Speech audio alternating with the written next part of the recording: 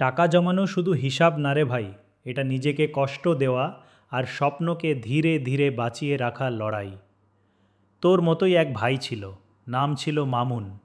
গাজীপুরে পড়াশোনা করত, বাবা একজন রাজমিস্ত্রি। মাসে ৫,০০০ টাকার খরচ, কিন্তু ২,০০০ টাকাই চলে যেত বন্ধুদের সাথে চা সিগারেটে আর হঠাৎ হঠাৎ ভ্রমণে। একদিন মা ফোনে বলল, বাবা তোর ছোট বোনটার বই কিনতে হবে, কিছু পারবি? সেদিন বুঝল আমরা গরিব নই, আসলে দায়িত্বশীল হতে শিখিনি। ওই রাতেই একটা খাতা খুলে লিখে ফেলল, যেখানে যা খরচ করব আগে ভাবব সেটা কি আসলেই দরকার।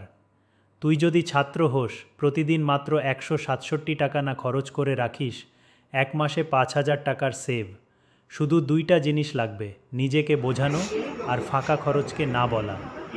টাকা কম, মনোবল বেশি, এই হোক আমাদের পরিচয়। এমন কথা পেতে থাকলে ভাই চ্যানেলটা ফলো করো।